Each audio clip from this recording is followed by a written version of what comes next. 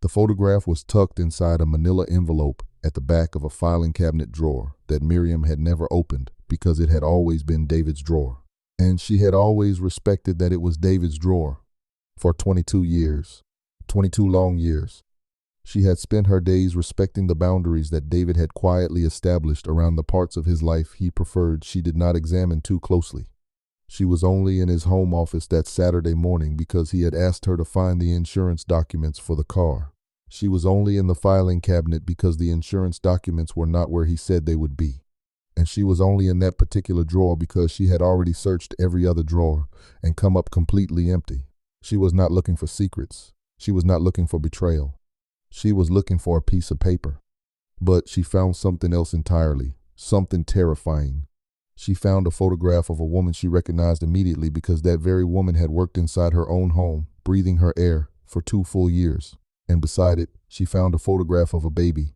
And underneath that, she found a document with her husband's name on it, and the word paternity printed at the top in the specific, clear, cold font of an official result that does not soften what it says. She stood in her husband's home office on a quiet Saturday morning, holding 3 pieces of paper, and she understood in the space of 30 seconds something that completely reorganized every single year she had ever lived. The woman in the photograph was their former maid. The baby in the photograph was the boy she had been raising, protecting, and kissing goodnight as her own son for 17 years. And the document told her exactly who his father was. But she already knew his father. She had been married to him for 22 years. To understand what that Saturday morning truly meant, you have to understand what Miriam had built, not what David had built, what Miriam had built. Because the story that is about to unfold is not just a common story about a man who betrayed a woman. It is a haunting story about a woman who built an entire world with her own bare hands, only to discover that someone she trusted blindly had been living in it dishonestly for longer than she had ever known. Yes, the betrayal matters, but Miriam matters more. And to truly understand Miriam, you have to start before David existed. You have to start with who she was before he entered her life, because who she was before him is the exact reason this unthinkable betrayal was possible, and it is also the exact reason she survived it. Miriam was the daughter of a woman who had worked 2 exhausting jobs for 11 years straight just to put her through school. She was the daughter of a father who had taught her by example that the most powerful thing a person could ever possess was not money, status, or the approval of the crowd, but the specific, unshakable knowledge of what they were capable of when they decided to stop waiting for permission. Her father had started his own small business when Miriam was just 9 years old, with less capital than most people spend on a casual weekend, but with more raw determination than most people accumulate in an entire lifetime. He had built it carefully, without shortcuts, with absolute honor. By the time Miriam was finishing her degree, that business employed 14 people and held a reputation built entirely on the consistency of the product and the absolute integrity of the man behind it. Miriam had watched him do this from the very beginning. She had watched every agonizing decision, every devastating setback, every quiet recalibration. She watched those quiet mornings when he sat alone at the kitchen table before anyone else was awake, working on the problem in front of him with the specific, patient attention of someone who understands a deep truth, that the gap between where you are and where you intend to be is closed one solitary decision at a time. She had absorbed all of it, not consciously, no, but the way children absorb the most important lessons of existence through proximity, through observation, and through the specific osmosis of watching someone they deeply admire do something real. She studied finance. She graduated with distinction. She went directly into financial consulting with a prestigious firm that recognized immediately that she possessed a quality far rarer than mere academic performance. She had the uncanny ability to look at the full picture of a chaotic financial situation and identify the one thing that everyone else was completely missing. By the time she was 27 years old, she was already being handed massive responsibilities that analysts 10 years her senior were still waiting for. She was not modest about her capability. She was accurate about it. And there is a profound difference. She knew exactly what she was good at. She applied it completely, and she was compensated accordingly. She saved that compensation with the same careful, quiet deliberateness her father had brought to his business. Because she understood from watching him that the distance between working for someone else and building something of your own is crossed with the money you choose not to spend rather than the money you do. Then she met David. She was 29 years old, attending a professional networking event. David was in real estate development. He had a major project that was completely stalled due to financing gaps that he had been unable to close through any conventional channels. He was at this event for one reason. He had heard that several attendees had access to the kind of private capital that could rescue his vision. He was charming that night, but then he was always charming at events. He possessed the specific social fluency of a man who had learned very early in life that the right combination of confidence and intense attentiveness could open doors that credentials alone never could. He spoke to Miriam for 40 minutes. He was incredibly interested in her, but he was also very interested in the fact that she worked in high-level financial consulting and had casually mentioned within the first 10 minutes of their conversation that she personally managed portfolios for high net worth clients. He was interested in both things simultaneously, and he was so highly skilled at what he did that Miriam, for the first time, felt only the warmth of the first. They dated for 11 months. During those 11 months, Miriam observed David with the exact same quality of sharp, unwavering attention she brought to everything she valued. She was not naive about men. She was not a woman who suspended her judgment just because she felt the pull of attraction. She watched him carefully. What she saw was a man who was capable, ambitious, hard-working, and who possessed a genuine, beautiful vision for what he wanted to build professionally. He treated her with a consistency and a warmth that felt deeply earned rather than performed. But she also saw the gaps. She was simply too perceptive not to see them. She noticed the way he sometimes answered questions slightly adjacent to what had actually been asked, rather than looking her in the eye and answering directly. She noticed the way his charm increased in direct proportion to the stakes of the conversation he was having. She noticed the way he managed the impressions of the people around him with an efficiency that was just subtle enough to pass as natural. She saw these things, she cataloged them, and then she made a fateful decision, a decision that she has since revisited and agonizingly dissected many times in the years she spent trying to understand exactly what went wrong. She decided that those gaps were manageable. She told herself they were just the ordinary flaws of an ambitious man who had learned to operate in a ruthless world that rewarded performance, and that they did not indicate anything more serious than the normal human capacity for self-presentation. She was entirely right about what the gaps were, but she was horribly, tragically wrong about their extent. They married. She was 30 years old. The wedding was small, deeply intentional, and perfectly reflected Miriam's stubborn preference for things that were real over things that were merely impressive. She wore a dress she loved. She invited only the people who truly mattered to her soul. She said vows she had written herself because she believed with every fiber of her being that words borrowed from other people's intentions were entirely insufficient for the specific, sacred weight of what she was committing to, and she committed completely. That was who she was. When Miriam decided on something, she decided it with everything she had, and she had decided on David. She brought her entire life to that decision.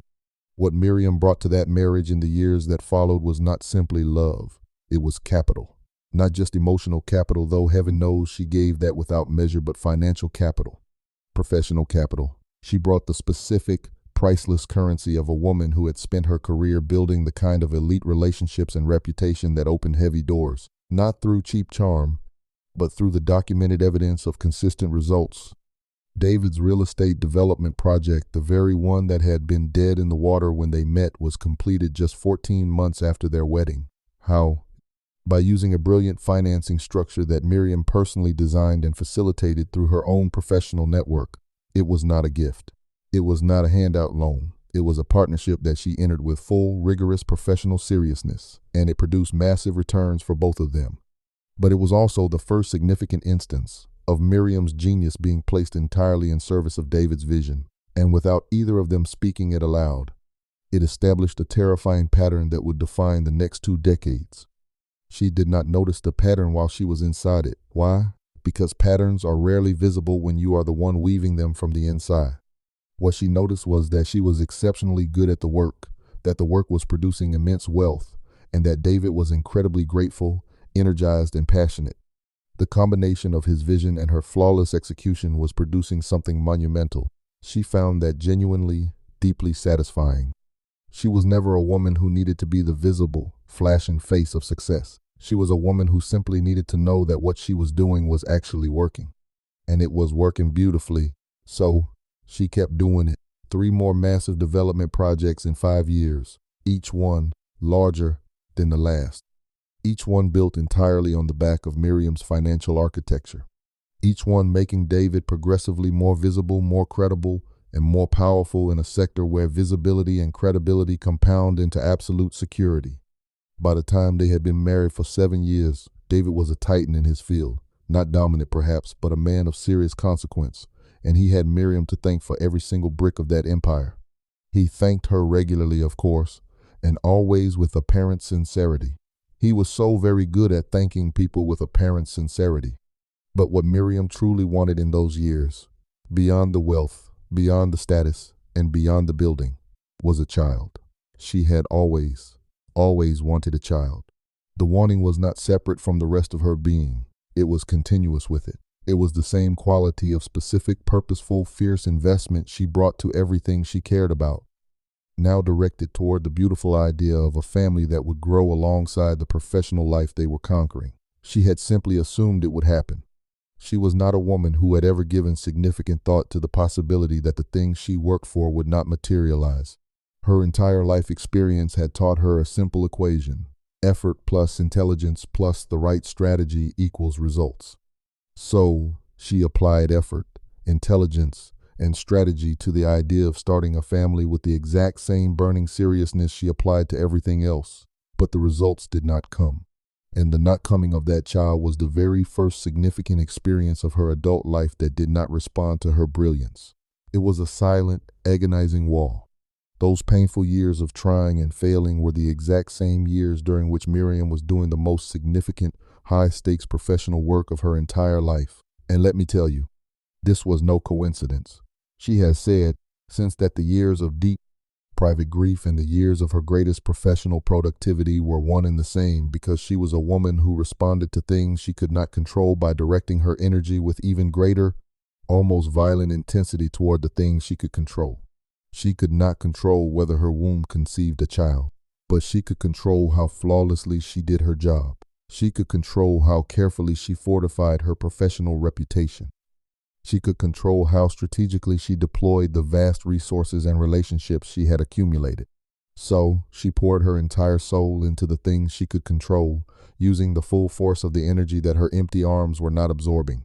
David benefited immensely from this grief. His projects benefited from it. His reputation soared because of it. She did not calculate this. She did not resent it. She was simply being who she was. And who she was produced extraordinary results in every single direction she turned.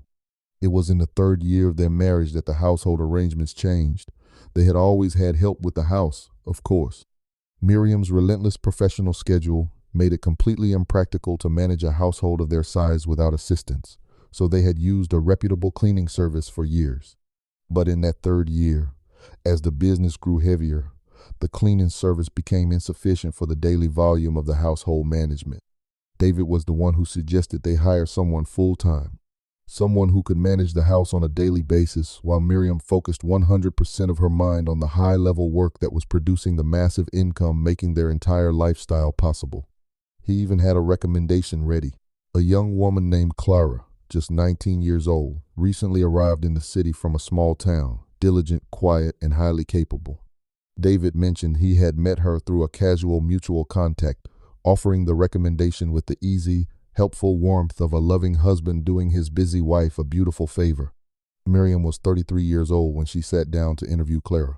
Clara was exactly what David had described: soft-spoken, respectful, and eager to please. Miriam hired her that very same week. Clara worked in their home for 2 full years. She was quiet, competent, and completely present in the deep background of their daily lives, fading into the texture of the environment the way people who manage households do, becoming part of the scenery without ever becoming part of the main story. Miriam deeply appreciated her work. She was extraordinarily fair to her, considerate of her needs, and paid her a premium salary, because Miriam believed to her core in paying people what their labor was worth, and Clara's work was flawless. She did not examine Clara beyond what the household required. Why would she? She was busy. She was always so busy. The multi-million-dollar projects were always demanding more. The market was demanding more, and Miriam was always giving everything she had. The specific tunnel vision of a woman who is simultaneously managing high finance at the absolute peak of her career while privately weeping over the child that is not happening does not leave any significant mental bandwidth for noticing the peripheral details of the house running quietly around her. She did not notice what was happening under her own roof.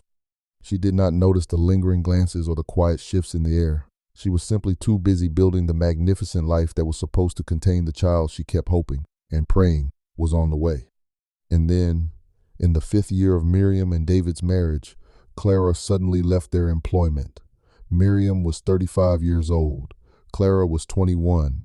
She gave a standard 2 weeks notice, offering a quiet, polite reason about needing to return to her home city to be closer to her aging family.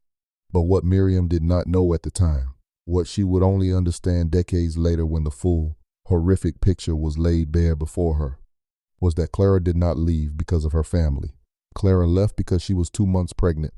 The pregnancy was just beginning to show, and the powerful man whose child she was carrying had quietly, sternly communicated to her that her continued presence inside that household was no longer sustainable. It was a ticking time bomb. David had personally arranged her entire departure. He had framed it to Clara as a protective decision made entirely in her best interest.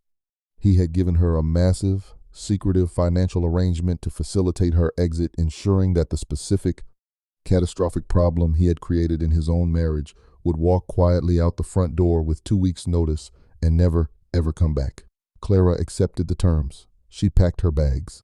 She looked Miriam in the eye, thanked her for her immense kindness, and left. Miriam gave her a very generous severance package and did not think significantly about her departure, because staff departures are ordinary, and Miriam had an empire to run. What happened in the months after Clara left unfolded in a flawless, chilling sequence that David had carefully engineered in the dark, an architectural precision that Miriam would only decode years later. Clara left the house at 2 months pregnant. She carried the remaining 7 months of that secret pregnancy completely alone, tucked away in an apartment that David was quietly funding through a separate, hidden bank account that Miriam had absolutely no idea existed. The baby was born exactly 7 months after Clara's departure. A boy, healthy, beautiful, loud, and entirely unaware of the complex web of lies that had preceded his arrival into the world. Clara held her son for 3 months. She named him privately in the quiet spaces of her own bleeding heart, but she purposely allowed the formal, legal naming to wait, because she understood a brutal truth. The formal naming of this child was not going to be hers to give permanently. And then, in month 10, after Clara's departure, when the baby was exactly 3 months old, and every single piece of the horrific puzzle David had been constructing in the dark was perfectly in place, David came to Miriam. If you are listening to Miriam's journey right now, it is likely because you understand a profound, heavy truth about this life. The hardest part of being betrayed isn't the lie itself. No, it's the unsettling, sickening realization of how long you carried a beautiful truth while someone you loved was actively constructing a fiction. You are the kind of person who values real substance, deep resilience, and the quiet dignity of women who refuse to break when their foundations shatter. Here at Dopamine Tales, we do not tell shallow stories for cheap entertainment. We build a sanctuary for deep, analytical minds who look at the terrifying complexities of human nature and choose to seek the truth. If you feel connected to Miriam's incredible strength, if you respect the architecture of a life built on pure integrity, please take a single, purposeful moment right now to hit that subscribe button and turn on the notification bell. Drop a comment below and let us know exactly where in the world you are watching from. This community reaches into the furthest corners of the globe, and every single comment, every single voice here matters deeply to us. Thank you for walking this path with us. Now, let us return to that exact moment David walked into the room, holding an offer that would change Miriam's life forever. He framed it with the precision of a master surgeon. He sat her down, looked into her eyes, and said he had been thinking deeply about what they had been through, about the painful years of trying, about the specific, crushing quality of loss that had accumulated in their souls with every negative test. He said he had been looking into things quietly without wanting to raise her hopes prematurely, because he couldn't bear to see her hurt again about what it would mean to give a child a home, rather than waiting for a child to arrive through the biological channels that had broken their hearts. He said he had miraculously heard about a highly confidential, private adoption arrangement through a distant contact, a baby boy, just 3 months old, born to a young, overwhelmed mother who was completely unable to provide the life the child deserved. He looked at her and said he truly believed this child could be theirs if they wanted him. He said that word theirs with the specific, calculated weight of a man offering a starving person exactly what they need to hear to stop asking questions. Miriam was 36 years old. She had been waiting for something, anything, to say a joyful yes to for 6 agonizing years. She said yes before he had even finished processing the offer, because the broken, maternal part of her that had been desperately waiting recognized its moment and did not wait for the analytical, financial part of her brain to complete its standard assessment. She has thought about that single word, yes, many times in the dark. She has examined it from every single angle available to her human consciousness. She has tried, with agonizing intensity, to find in that moment some failure of her famous perception, some weak suspension of the sharp judgment she had always prided herself on, but she has never found it. The decision to say yes was completely reasonable, given what she knew. What she did not know, what was hidden from her with chilling malice, was that the baby David was describing was Clara's son, that the arrangement David had described as a private adoption through a contact was private only in the specific sense that it was a secret deal between him and the woman who had cleaned their sheets for 2 years. She did not know that the beautiful child he was proposing they adopt was the exact child he had fathered with their maid and then twistedly arranged to bring into his wife's home as a brilliant solution to a problem his own lack of discipline had created. She knew absolutely none of it. She said yes. She became a mother. She named the baby Elijah, and for the next 17 years, 17 beautiful, sacred years, she was the most completely devoted, fierce mother that boy had ever encountered or could have ever imagined encountering. And every single day of those 17 years, she poured her pure, clean love into that boy with absolutely no knowledge of the filth it had been born out of. Elijah grew up wrapped inside Miriam's love the way a plant grows in the most perfect, nutrient-rich soil.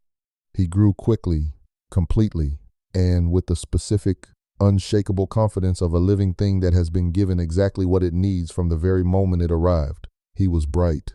He was brilliant in the way that children are brilliant when the adults around them treat their expanding intelligence as something worth investing in, rather than a disruption to be managed. Miriam invested everything she had into his mind. She was the mother who sat completely still and listened to the full, rambling length of every single story he needed to tell, regardless of how many multi-million-dollar corporate schedules were being frantically rearranged around the telling. She was the mother who would drive 40 minutes out of her way into the dark on a rainy Wednesday evening just to find the specific book he needed for a project due at 9 o'clock the next morning. She was the mother who showed up to every single game, every play, every milestone. She remembered which friends mattered, learned the names of the teachers who made him feel seen, and quietly memorized the names of the ones who did not, so she could subtly compensate for their coldness without ever letting him know he was being protected. She was the mother who took his childhood opinions with a profound seriousness, the specific seriousness that communicates to a child that their inner life is real, that it matters, and that it deserves to be treated with dignity. He was 12 years old before he ever met another adult outside his family who made him feel as fully, beautifully seen as his mother made him feel every single day of his life. He has said this since. He has said it to the world as the highest, most sacred compliment he knows how to give a human being. David, however, was present in Elijah's childhood only in the way that certain fathers are present. He attended the major events that could be attended without requiring any significant rearrangement of his precious schedule. He was warm and smiling at the exact moments that socially called for warmth. He held strong, loud opinions about Elijah's elite education, and his future career opinions he expressed with the absolute confidence of a man who cared deeply about high prestige outcomes, but possessed zero patience for the daily, grinding, invisible work of producing them. He loved Elijah. Miriam has never once questioned this. She has questioned every single breath that came out of David's mouth, but she never questioned that. He loved the boy. But he loved him in the specific, limited, selfish way available to a man of his flawed character genuinely, yes, but never self-sacrificially. He loved him completely within the exact range of what cost him absolutely nothing significant to give. Miriam covered every single thing outside that range. She did it without calculation, without a single word of complaint, because that was who she was. And because Elijah deserved to be covered, and she was the only one in that house with the strength to do it. But what was actually happening in David's life outside the home during those 17 long years? Miriam learned it only in bleeding pieces, and only after that fateful Saturday morning in the filing cabinet. What she learned assembled through the cold documents she pulled from the dark, the horrifying conversations that followed, and the specific, meticulous archaeology of a woman who had spent an entire career finding the hidden frauds in financial structures that did not add up was this. David had maintained active contact with Clara for the entire 17 years following her departure from their household. The contact had never been limited to the periodic, polite check-ins of a former employer. No, David had been supporting Clara financially in a massive way, a way that never appeared in any of the bank accounts Miriam had regular access to. Why? Because David had a separate, entirely shadow account that Miriam had never known existed. He had been funding that shadow account using a direct portion of the immense income generated by the real estate projects Miriam's financial genius had built from scratch. Think about the horrific irony of that. He had been using the wealth his wife's brilliant mind had produced to fund and maintain the parallel life of the woman who had carried his secret son. Miriam found the complete evidence of this account in the filing cabinet on that very same Saturday morning. The car insurance documents were also there. Ironically, she found them sitting right behind the photograph, right behind the paternity document, and right behind the bank statements. She didn't say a word. She took everything. She did not confront David immediately. This is the one chilling detail that absolutely shocks people when they hear this story for the first time. But it does not surprise a single soul who truly understands who Miriam is.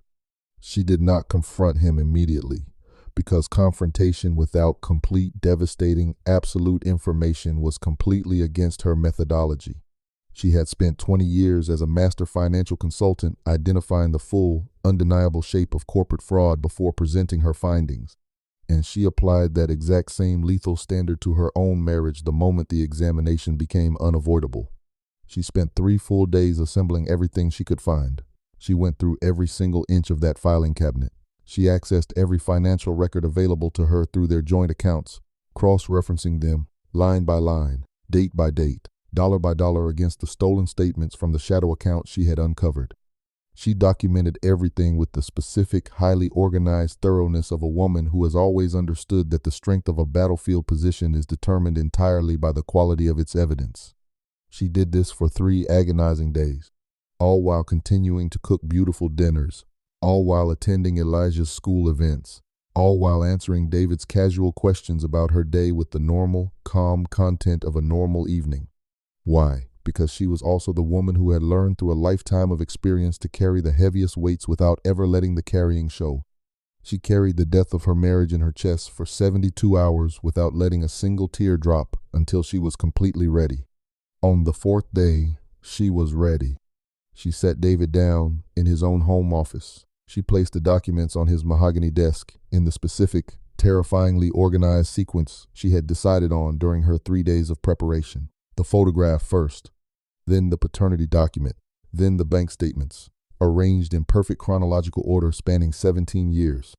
She sat directly across from him in the leather chair that faced his desk, and she looked at him with the specific, piercing directness of a woman who has already processed the screaming emotional part of this disaster privately and is now operating purely in the realm of information, and does not intend to leave the room until the information is complete. She said absolutely nothing. She simply placed the photograph of their maid and the baby on the desk between them, and she watched his face. The very first expression she saw flash across his features was not shock, it was exposure. It was the naked, ugly flash of a man who has been keeping a monster in the dark for a very long time and has just realized the light has been turned on. Then she saw the faint beginning of a denial form on his lips, but it dissolved into ash before it could even reach his mouth, because his eyes drifted down to the paternity document sitting right next to the photograph, and he understood instantly that denial was a luxury that was completely unavailable to him in this room with this specific woman who had already found everything. Then came the calculation. She could actually see it happening behind his eyes. the desperate, frantic assessment of exactly how much she knew, what legal position that left him in, and what his best tactical response should be given the documentation staring back at him. She had seen corrupt executives make that exact same calculation many times across glass tables in high-stakes corporate lawsuits. She had always known exactly what it looked like. It looked like this. She looked at him and said, in a voice as cold as ice, "Do not calculate. Tell me the truth, all of it, starting from the very beginning." So, he told her, but not all of it immediately. He began with tiny, carefully edited portions he believed were the safest to release first, the parts that could be spun to look less damning than they actually were. She let him do this for approximately 3 minutes, listening to him dig his own grave. Then, she calmly placed the 17 years of shadow bank statements on the desk between them, and she said, "I have 22 years of your complete financial history cross-referenced against the secret accounts I found this week. If you continue to give me the edited, softened version of this story, you will be giving me information I already possess in a form that is far less accurate than what I am currently holding in my hand. That is a conversation I do not have time for." He stopped editing. He finally told her the unvarnished truth. He told her about the 2 years Clara worked in their home. He told her how it had begun, which was not with grand drama or any apparent significance, but with the specific, ordinary, pathetic failure of a man who had never developed the moral discipline to match the grand image he had constructed of himself to the world. He told her it continued for the entire duration of Clara's time in their household. He told her about the sudden panic of the pregnancy. He told her about the cold arrangement he had made for Clara's departure. And then he told her the one thing, the single sentence that was the most revealing, disgusting thing he said in the entire conversation. He told her exactly what he had whispered to Clara to facilitate her departure from the house. He had looked at Clara and told her that Miriam was far too focused on her career and her big corporate projects to ever notice the details of her own household. He had told Clara that Miriam was so deeply absorbed in building his success, that she had essentially created the perfect conditions for her own deception by being too useful to be fully present. He had assured Clara that as long as the shadow arrangement was managed quietly, efficiently, and in the dark, it would never, ever be discovered because Miriam was far too invested in what she was building to ever look carefully at the dirt happening right around her feet. Miriam was quiet for a long, heavy, agonizing moment after he said this. The silence in the room was suffocating. Then she looked at him and said, "You used the fact that I was building your career as the exact reason you could betray me inside my own home. You looked at everything I was sacrificing and doing for you, and you decided that the harder I worked, the safer your secret was. You used my pure loyalty as your cover." He did not answer that with words. He couldn't. His expression answered it for him.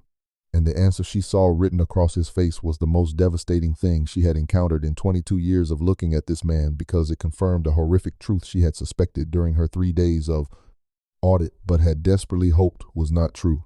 He had not simply stumbled into an accidental mistake. He had assessed her. He had looked at the woman who was structuring his projects, building his reputation, and generating his vast wealth, and he had factored her genius into his criminal calculation as a variable that worked in his favor. The busier she was, the less she would notice. The more she produced for him, the less mental bandwidth she would have for the peripheral details. He had not been careless.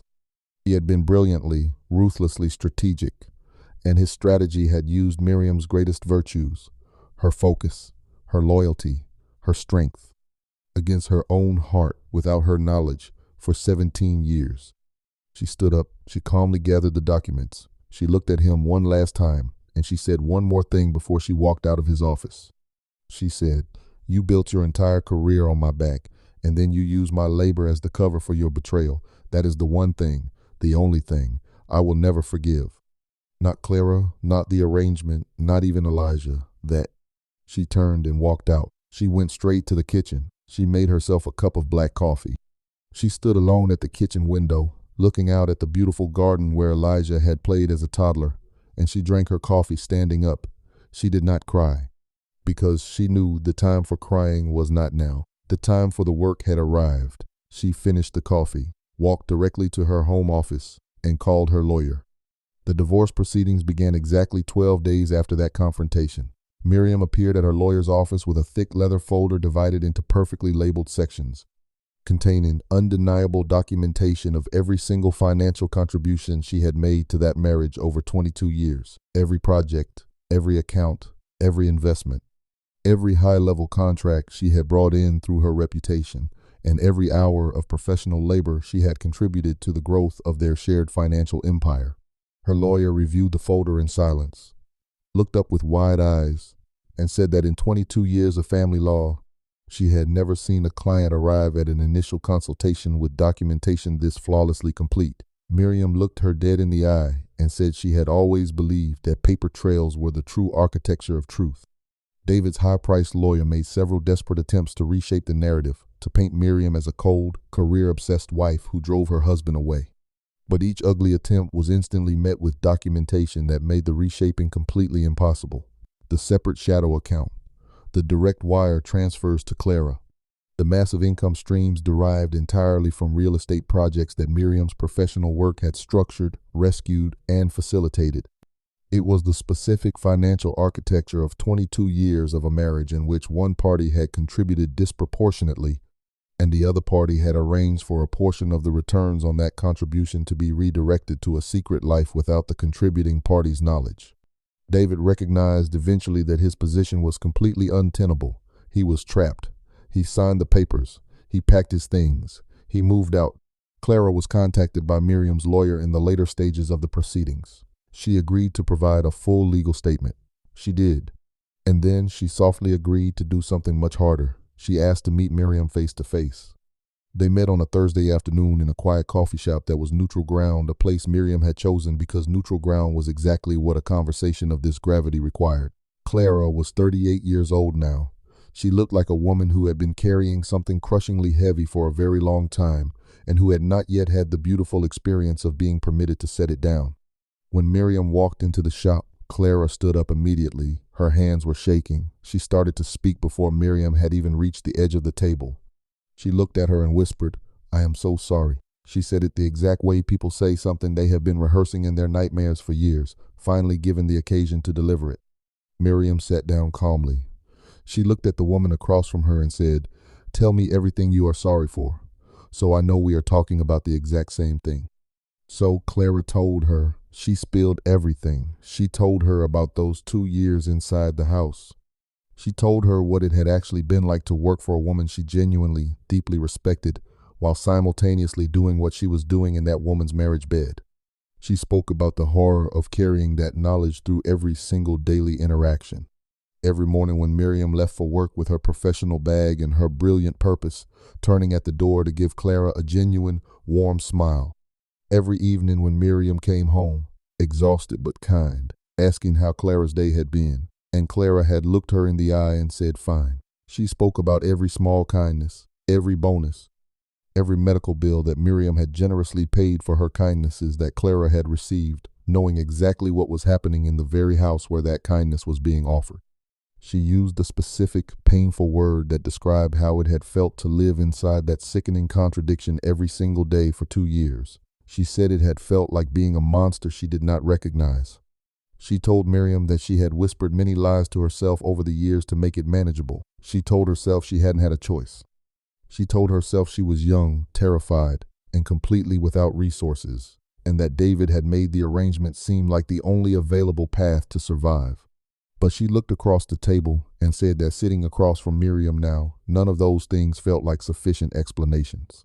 She said she was not offering them as excuses, but simply as the honest, shameful account of a 21-year-old girl who had made choices that a 38-year-old woman could not look at without absolute disgust.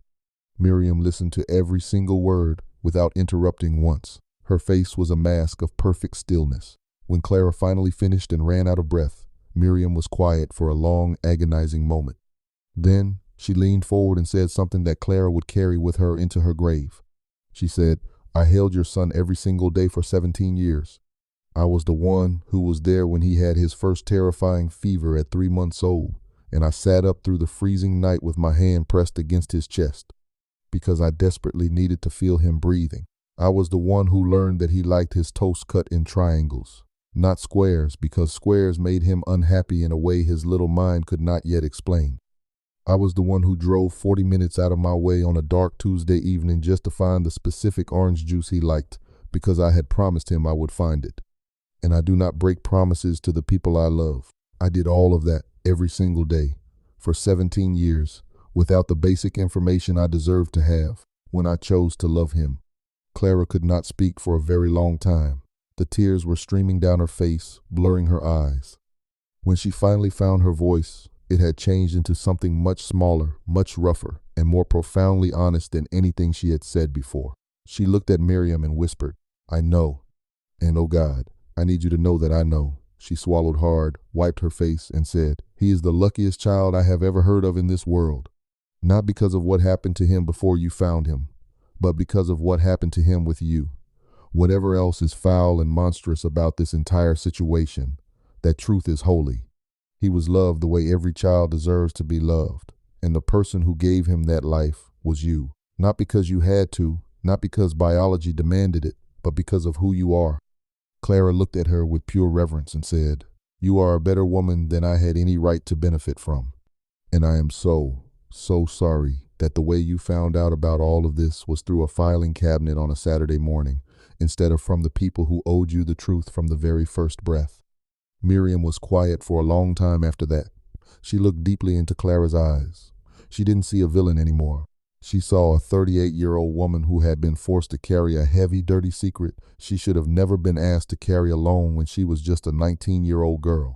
She saw a woman who was sitting across from the person most horribly wronged by her actions, and who was not performing fake remorse, but offering it raw, without defense, and without the pathetic expectation of absolution. Miriam did not offer absolution. That was not what she had come to that coffee shop for. But she said one thing before she stood up. She said, "I am not here to punish you. The person who organized this trauma and the person who benefited from it the most was not you. I came because my mind needed to see the complete, unvarnished picture. I have seen it now." She stood up. She picked up her leather bag. She looked down at Clara and said she truly hoped Clara found a way forward in this life that the 19-year-old version of herself would recognize as better than what she had accepted back then. Then she turned and walked out. She went to her car, sat in the driver's seat, and remained there for 10 minutes in the crowded parking lot. She did not cry. She had already given the crying everything it needed in private. What she felt sitting in that car was something that was incredibly hard to name, but something she recognized deep in her bones as the specific feeling of a woman who has looked directly into the complete picture of something devastating and has found that she is still standing inside it and still entirely herself. That was what she felt, still standing, still herself. And in that moment, that was enough. But what happened next with Elijah? That is the part of this story that required more from Miriam than anything else she had ever faced. More than the filing cabinet. More than the brutal confrontation with David. More than the grueling divorce proceedings and the heavy conversation with Clara. Why? Because Elijah was 17 years old. Elijah was the person she loved most in the entire universe. Elijah deserved the absolute truth, but the truth was going to cost him something massive. And the cost of managing that pain was going to land primarily on Miriam's shoulders, because she was the parent who showed up for everything. And this was going to be the hardest everything she had ever been asked to show up for. She chose to tell him on a Sunday morning. She chose Sunday because Sunday had always been their sacred day, the day with the specific, unhurried, peaceful quality that she had protected with her life from the professional demands of the rest of the week. She sat him down, looked into his young face, and told him everything. She did not simplify it. She did not soften the edges beyond what his age made genuinely necessary. She told him about Clara. She told him about David. She told him exactly what she had known, what she had not known, when she had found out, and exactly how she had found out. She answered every single question he asked, and she did not become defensive or angry at the questions that were incredibly agonizing to receive, because she understood with the deep empathy of a mother that his questions were not attacks on her. They were the legitimate, messy processing of a young soul trying to understand something enormous and shattering that had been done to both of them. Elijah was quiet for a long, terrifyingly long time after she finished speaking. He sat the exact way he had always sat since he was a little boy when something significant needed to be processed before it could be spoken aloud. He sat with his hands placed flat in his lap, his eyes fixed somewhere between himself and nothing specific in the room. Miriam did not feel the silence. She had never filled his silences.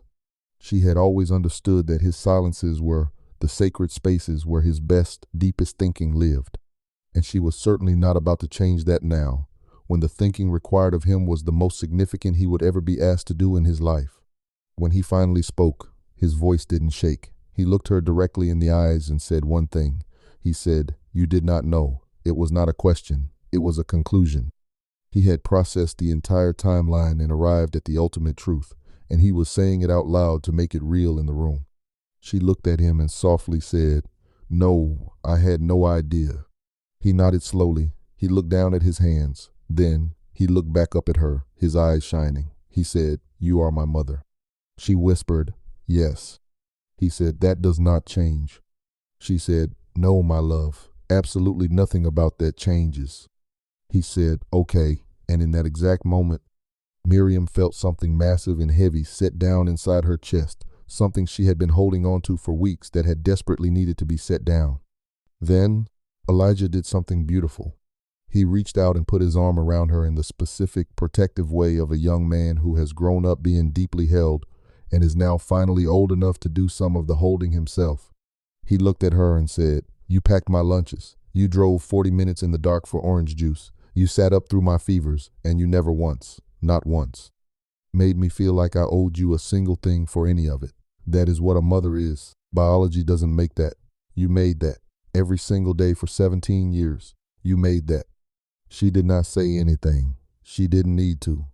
He already knew every single thing she would have said. He had always known. She had spent his entire life making sure he always knew. The divorce was finalized, the assets were split, and David was wiped clean from her life. Elijah finished high school and chose to attend a university in the exact same city because that was his decision, made completely freely. She received that choice with the specific warmth of a woman who had given pure love without ever keeping score for 17 years, and was now watching that love return to her in a form she had never even asked for. He came home on weekends. He texted her with the beautiful frequency of a young person who has a busy, exciting life, but intentionally makes space in it for the one person who matters most to his soul. He introduced her to his new college friends as his mother, without a single qualification, without a single explanation. She was his mother, period. And the absolute truth of that bond was not diminished by a single thing found in that filing cabinet. It was magnified by it. It was clarified by it. But then, just 2 months after the divorce papers were signed and filed, Miriam noticed something she could not immediately explain. A strange, heavy quality of exhaustion that did not improve no matter how many hours she rested. A specific, violent sensitivity to smells in the early mornings that she had never once experienced in her entire life. A fatigue that sat completely differently in her bones than any fatigue she had felt in 52 years of living in her body.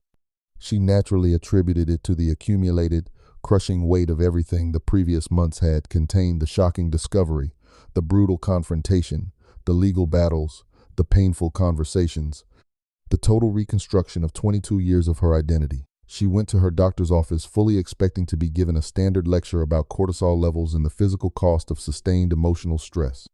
Her doctor examined her. Her doctor ran the routine tests, and then her doctor walked back into the room, looked at her across the desk with an expression Miriam had never seen on a medical professional's face before, and said something that Miriam was completely, utterly unprepared to hear. She was pregnant. Miriam was 52 years old. She had spent decades believing with absolute certainty that her body was completely unable to carry a pregnancy. She sat in that stark doctor's office, and she did not speak for a very, very long time. The doctor remained perfectly quiet, the kind of seasoned doctor who understood that certain pieces of information require immense space and silence around them before they can even begin to be absorbed by the human brain. Outside the window, the bustling city was conducting its ordinary, noisy business, completely indifferent to the miracle happening inside that room. Miriam looked down at her hands. She looked out the window at the sky. She thought about a Tuesday evening in the 3rd year of her marriage, when she had sat at a lonely kitchen table and told her husband about the medical results that had arrived that afternoon, weeping over her infertility, and how he had held her and said all the perfect right things, while already carrying the foul secret that would take 17 more years to surface. She thought about all the trying, all the not succeeding, all the years of silent grief that she had forcefully directed into her professional work because she had absolutely nowhere else to put it. She thought about Elijah at 3 months old, placed into her trembling arms on a Tuesday afternoon, and the specific electric recognition she had felt in her soul that said, "This one is yours." She thought about 17 years of packed lunches, school plays, midnight fevers, and 40-minute drives for juice. She thought about a filing cabinet, 3 pieces of paper, a coffee shop on a Thursday afternoon, and a magnificent young man who had put his arm around her and said, "You are my mother, and that does not change."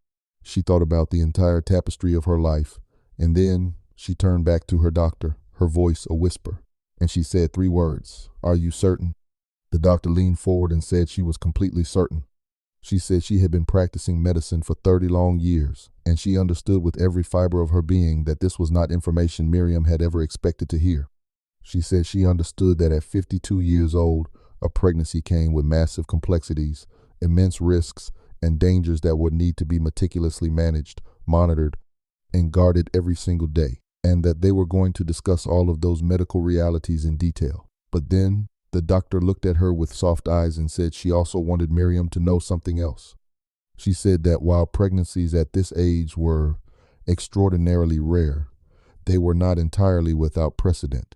She said that what the human body sometimes chooses to do after long, silent years of absolute dormancy on a particular front is completely beyond the predictive capacity of modern medicine. She said she had learned in 30 years of practice to always hold sacred space for the things that completely defied the ordinary odds. She looked at Miriam and said she had only seen 3 patients in her entire career who had conceived naturally after the age of 50. She said Miriam appeared to be the 4th. Miriam sat with this shock for a long, beautiful time. She was 52 years old. She had firmly, tightly closed the door on this particular hoping more than a decade ago because the specific grinding grief of hoping for a child that does not come has a weight that a person eventually has to set down in order to remain sane and functional. She had set it down. She had redirected every single drop of that maternal energy into Elijah, into her brilliant work, and into the rich, beautiful life she had built in the space where that hoping used to burn. She had made her peace with that redirection.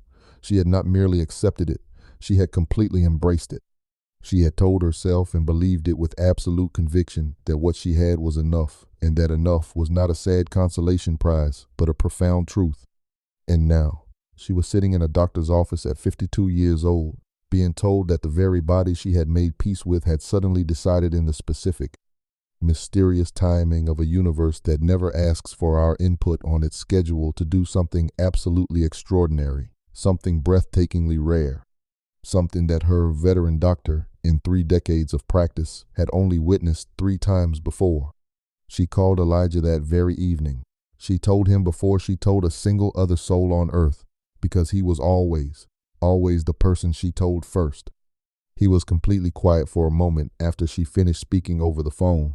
Then he said 4 words that made her heart soar.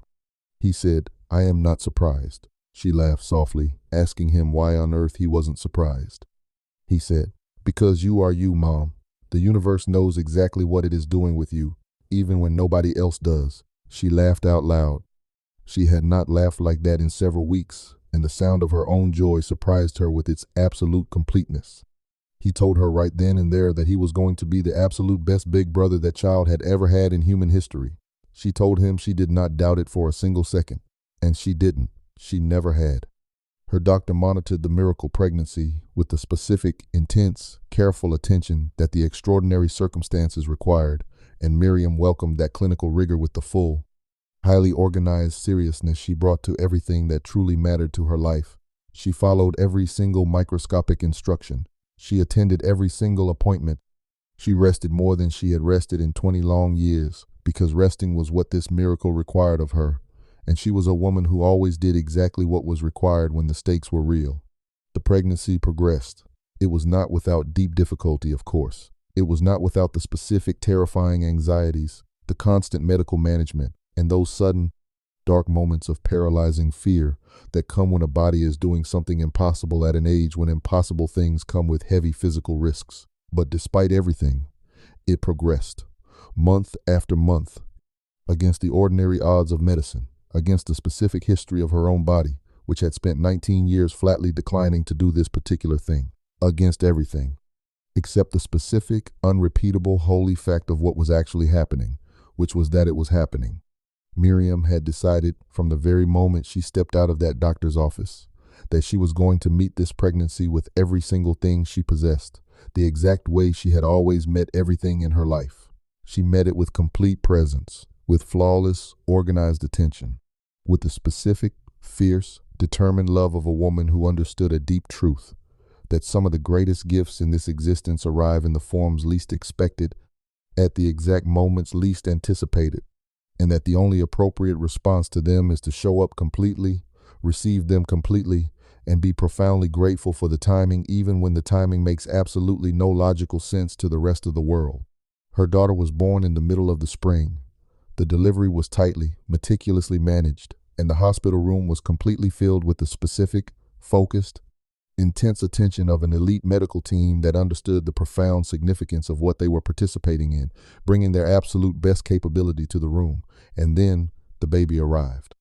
She arrived loud, healthy, beautiful, and completely present in the specific, purposeful way of someone who has somewhere important to be and intends to get there right on time. Miriam held her daughter for the very first time, looked down at her tiny, perfect face, and felt something in her chest that she had absolutely no adequate human language to describe. It was an emotion that combined the deeply familiar and the completely, shockingly new in a proportion she had never encountered in 52 years of living. The familiar part was the exact, specific recognition she had felt 16 years earlier when Elijah had been placed in her arms as a 3-month-old baby on a quiet Tuesday afternoon. It is the recognition that arrives in the soul long before the language for it does, and says simply, "This one is yours." But the new part was everything else. It was the immense weight of 52 years of living arriving at this exact hospital bed. It was the weight of 19 years of a biological door that had been slammed shut, now flying wide open anyway. It was the weight of every single thing she had survived, every lie she had endured, every betrayal she had conquered just to be in this room on this glorious morning holding this child. It was an emotion far too large for any single feeling to contain. So, being Miriam, she did not try to contain it. She simply held her daughter close to her skin, closed her eyes, and let the feeling be exactly as large as it was. She named her Naomi. She chose that name deliberately, with the full, sacred weight of what she had been through to arrive at this morning. She has been asked about the name many times by friends and colleagues in the years since. Her answer is always beautifully, powerfully the same. She says that in the oldest, most ancient uses of the language, the name belonged to a legendary woman who had lost absolutely everything she had ever built. A woman who had walked out of the smoking ruins of her past and had courageously rebuilt from what remained into something even greater, something that the loss itself had made uniquely possible. She says she read that ancient story for the very first time as a little girl and had loved it without understanding yet why her soul loved it so much. She understands now. She looks at her daughter and says, "You do not always get to choose what breaks you in this life. But you absolutely do get to choose what you build in the empty space where the broken thing used to stand." She says, "Naomi is not named for the betrayal I survived. She is named for what the surviving made possible. She is named for the beautiful thing that the universe apparently decided I had rightfully earned, regardless of whether I had stopped asking for it. She is named for the pure grace that arrives when you have done the honest work, lived through the absolute truth, and stayed standing inside the storm. Until the morning finally comes when you realize that staying standing was exactly what was required of you to be in the perfect place to receive what was coming next. She is named for that glorious morning. She is named for what comes after." Elijah came to the hospital that very afternoon Naomi was born. He walked into the room, washed his hands, and held his baby sister for the first time with the careful, specific, intense attention of a young man who deeply understands that this moment matters and intends to do it properly. He looked down at his sister's face with the expression of someone encountering something beautiful they didn't even know they had been waiting for, until the exact moment it arrived. Miriam sat up in her bed and watched her son hold her daughter. She looked at them, and she thought about a Tuesday afternoon 17 years earlier when she had held him for the first time and how something deep in her soul had recognized him as hers before the language for that recognition even existed. And she thought to herself that the life she was living right now, in this hospital room, with her son holding her daughter, was the absolute truest life she had ever inhabited. It was not the easiest life, no. It was not the life she had neatly planned. It was certainly not the life she would have designed if designing had been available to her in any of the years she had spent building towards something she thought she understood. But it was the truest. It was the one single life where she knew exactly what she possessed, exactly what it had cost her soul to keep it, and exactly what it was worth, which was everything, which had always been everything, which would always be everything, regardless of what any filing cabinet, any shadow bank account, or any piece of paper said about the architecture of the life that had produced it. There is something profound that this story asks of every single person who hears it. And let me tell you, it is not a comfortable thing to be asked. It forces you to consider the terrifying difference between the life you think you are living and the life that is actually happening in the dark right around you. It asks you to consider whether the people closest to your heart are showing you their entire soul or only what they have calculated you are permitted to see. It asks you to consider whether the pure trust you are extending to the people you love is truly being met with the exact same quality of honesty that your loyalty deserves. These are not easy questions. They are not the kind of questions that have clean, satisfying, comfortable answers, or that resolve themselves without a heavy cost to your heart. They are the exact kind of questions that Miriam spent 22 years not asking, and that a filing cabinet on a quiet Saturday morning eventually asked for her. She has said since that she wishes with all her heart she had asked him sooner, but she has also said, with the wisdom of a survivor, that she does not know what she would have done with the answers if they had arrived before her soul was ready to act on them. That maybe, just maybe, the timing of the discovery was not something catastrophic that happened to her, but something miraculous that happened for her.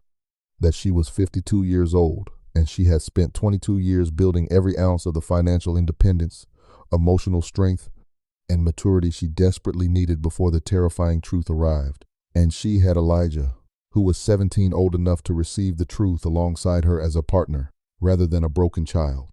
And she was strong enough, from 22 years of consistently showing up for the things that mattered, to survive the devastating discovery, stay standing inside the wreckage, and rebuild from it into something she had never been able to plan, predict, or arrange. Something the universe had apparently been keeping in sacred reserve for a woman who had done enough of the right things to deserve receiving it. A daughter named Naomi, born in the spring. Loud, healthy, beautiful, and entirely herself. The magnificent thing that comes after. The thing that makes the after worth every single thing that came before it. If you are still here with us, listening to the quiet, peaceful breathing of a mother holding her miracle child in the spring light, it is because your soul beats to a completely different rhythm than the rest of this frantic world. You are not here for cheap, shallow entertainment or mindless gossip. You are here because your heart understands the sheer, unyielding weight of what it truly takes for a human being to stay standing when their entire world collapses into ash. You have watched Miriam carry the crushing weight of a 22-year deception. You have watched her look into the eyes of her unfaithful husband, her regretful maid, and her fierce son, and choose to bridge the terrifying gap with absolute, unconditional love. And you have watched the universe answer her quiet dignity with a biological grace that modern medicine couldn't even predict. This story leaves us standing at a crossroads, facing a haunting question that pierces right into the absolute core of who we are. Do you believe that a love built without the full truth can ever truly be a real love? Look closely at Elijah. Look at how he looked his mother in the eyes and completely chose the bond they had built over the biology that had deceived them. The truth did not destroy their world. It purified it. I genuinely want to know what you think. Tell me your raw, unedited, honest answer to that question in the comments below. Let me know exactly what moment in this masterclass of human resilience stopped your heart the most. Was it the sudden discovery in the filing cabinet? Was it the heavy confrontation in the office? Or was it that breathtaking moment Elijah put his strong arm around his mother and became her ultimate protector? Tell us exactly where in the world you are watching from today. Your single comment transforms this digital space from a simple video into a true sanctuary of deep thinkers. If you felt the weight of every single word of this story, if you believe that honor, integrity, and deep purposeful storytelling deserve a real home on this internet, please Do not leave this sanctuary today without making it official. Take 1 second to hit that subscribe button right now. Turn on that notification bell. By joining us here at Dopamine Tales, you aren't just clicking a button, you are claiming your rightful seat among a global community of deep minds who refuse to let profound storytelling die. Share this video with someone in your life who is currently standing in their own ruins and desperately needs to be reminded that their spring is coming. This is Dopamine Tales. Feed your mind, feel every word, and never stop thinking.